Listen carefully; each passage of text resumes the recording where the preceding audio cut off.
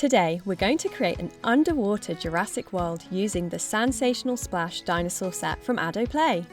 This set includes everything you will need to sculpt amazing underwater creations using magic SANDsational Splash sand that comes out dry every time. First things first, let's take a look at what's inside the box. A water tank, a SANDsational Splash bottle, tool, 4 bags of magic sand, 2 dinosaur figurines and 3 baby dinosaur figurines. Aren't they cute? And an underwater plant. Now, let's set up our area. First, I'm going to fill the tank with cold water until the waterline is about 2 centimeters below the top of the tank. This prevents the tank from overflowing when we start adding the sand. Next, I'm filling the bottle with my first colour of sand. I'm choosing orange. To make it a little easier, I'm going to remove the lid and place it back in upside down so the nozzle is inside the bottle. Then I can use it as a funnel and slowly pour the sand in. The best way to start pouring your sand in is to carefully turn the bottle upside down while placing the nozzle of the bottle underwater, like so. Then, once it's submerged, point the nozzle where you would like to start placing the sand and slowly squeeze until the sand begins to flow. Try not to let go of the bottle at this stage, as the bottle will draw in some of the water, making it more difficult to use. Now my sand is all laid down, I'm going to use the spatula side of the tool to smooth out any bumpy bits. Now I've got my foundation, I'm going to start forming some amazing sand sculptures. I'm going to use the green sand and just repeat the same steps as before. However, this time, instead of laying the sand flat against the bottom, I'm going to start building the sand upwards.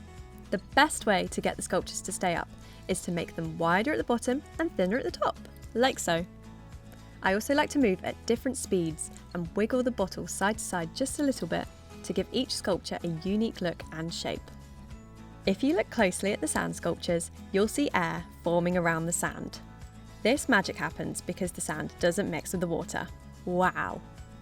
This is why we can shape the sand underwater into lots of different shapes. If you see some sand floating on the surface of the water, don't worry. This sometimes happens. You can easily fix it by taking the sieve end of the tool and skimming it along the water to collect the extra sand. Ta-da!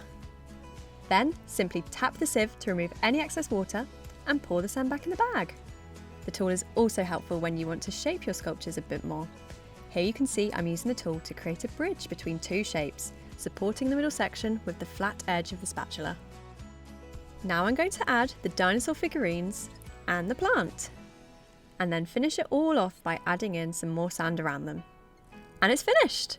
Doesn't it look great? An amazing underwater dinosaur world. And now it's time to tidy up. And this is where the magic truly happens. First, remove your dinosaurs and the underwater plant. Then use the sieve end of the tool to scoop out the sand. Wow! Watch as it comes out completely dry. Truly magic. Give the tool a tap to remove any excess water droplets that are stuck in the sieve and simply pour the sand back into the bag. Repeat this until you've removed as much sand as possible. Then, when you go to pour the water away, pour it out through the sieve to catch all the loose sand that is still in the water. Pour the sand back into the bag and leave the tank, bottle, tool and accessories out to dry before storing everything away back in the box ready to be used again and again.